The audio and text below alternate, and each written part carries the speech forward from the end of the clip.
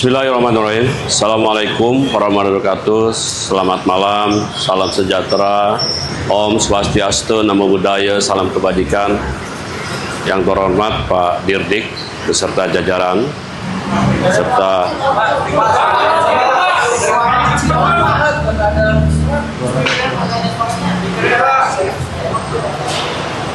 suara. Tes.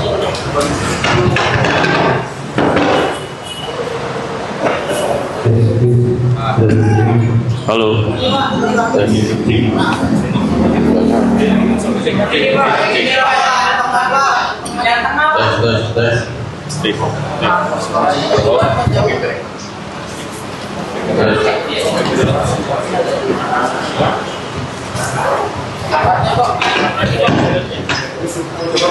Tes. Masuk. Baik. Nah, udah perjelas. Baik, ulang. Yang terhormat rekan-rekan media, yang terima kasih atas kesediaannya telah menunggu sampai malam. Rekan-rekan media, pada kesempatan malam ini, tim penyidik Kejaksaan Agung telah melakukan penyidikan dalam perkara dugaan tindak pidana transfer phishing oleh PT TPL Tbk kepada entitas perusahaan tahun 2008 sampai dengan tahun 2025, di mana tim penyidik telah melakukan pemanggilan dan pemeriksaan terhadap beberapa saksi, kurang lebih 111 saksi, juga ahli, dan melakukan penggeledahan dengan penyitaan beberapa barang bukti, baik itu alat bukti dokumen dan alat bukti elektronik. Dan pada malam ini telah menetapkan 2 tersangka dengan inisial BP dan SR. Bagaimana duduk perkara ini? Kami persilakan Pak Dirdik untuk menyampaikan. Waktu dan persilakan. Cek. Terima kasih Pak Kapus Penkum, rekan-rekan media yang kami hormati. Sampai malam ini masih menunggu perkembangan penanganan perkara di Gedung Bundar, dan hari ini tim penyidik Gedung Bundar Kejaksaan Agung Republik Indonesia sedang melakukan pemeriksaan terhadap 2 orang tersangka, sebagaimana yang dijelaskan oleh disampaikan oleh Pak Kapus Penkum bahwa pada hari ini Rabu tanggal 12 Agustus 2026, tim penyidik berdasarkan surat perintah penyidikan Direktur Penyidikan Jaksa Agung Muda Tindak Pidana Khusus nomor 13-FD.2-FD.2-03-2026 tanggal 9 Maret 2026 perihal dugaan tindak pidana korupsi transfer pricing oleh PT TPL Tbk kepada entitas perusahaan tahun 2008 sampai dengan tahun 2025, bahwa penyidik telah melakukan pemeriksaan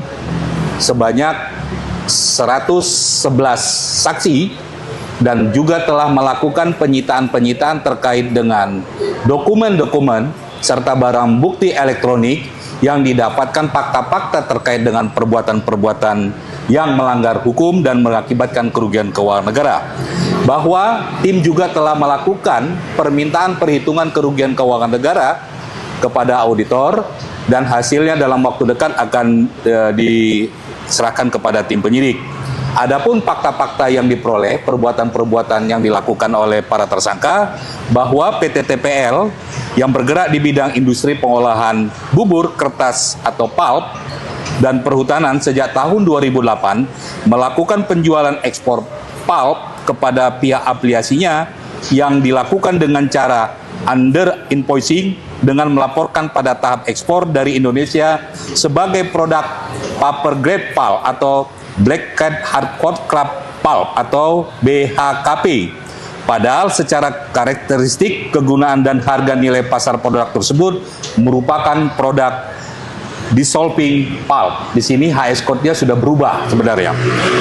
Bahwa agar nilai produk PT TPL berkurang dari nilai sebenarnya, PT TPL secara melawan hukum sejak periode 2018 sampai 2025 melaporkan penjualan produk pulp dengan produk yang sebenarnya ke PT Asia Pasifik Rayon atau perusahaan afiliasinya, yaitu produk dissolving pulp dengan nama High Alpha Pulp, sehingga berdampak pada penurunan nilai pajak badan atau perusahaan dari yang seharusnya diterima oleh negara.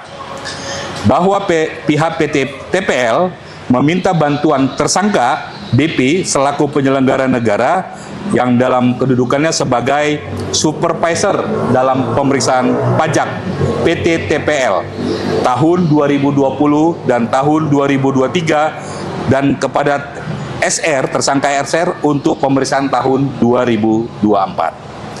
Bahwa tersangka BP dan tersangka SR untuk permintaan dari PT TPL yang secara melawan hukum tersebut tidak melakukan tugas dan fungsinya selaku supervisor, yaitu melakukan pengawasan dan dalam review, menelaah KKP dan LHP, sehingga yang tidak berdasarkan pada audit program yang telah disusun oleh para tersangka. Dan atas perbuatan tersebut para tersangka telah menerima beberapa sejumlah uang dari PT TPL. Bahwa perbuatan pihak PT TPL bersama-sama dengan para tersangka mengakibatkan penurunan pendapatan negara yang tidak sebagaimana mestinya dan negara mengakibatkan kerugian keuangan negara.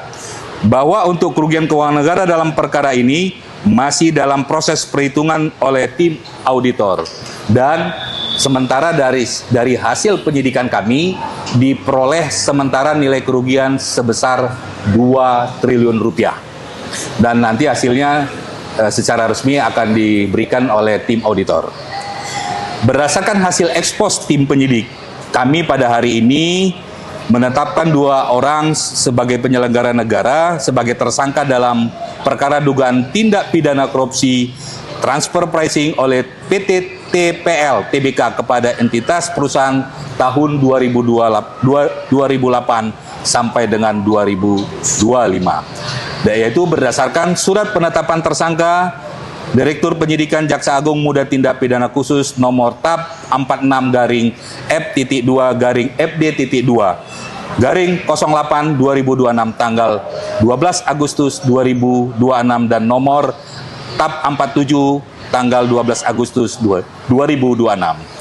Bahwa para tersangka tersebut disangka melanggar Primer pasal 603 junto pasal 20 huruf A atau C Undang-Undang nomor 1 tahun 2023 tentang Kitab Undang-Undang Hukum Pidana junto pasal 8 junto pasal 18 Undang-Undang nomor 31 tahun 1999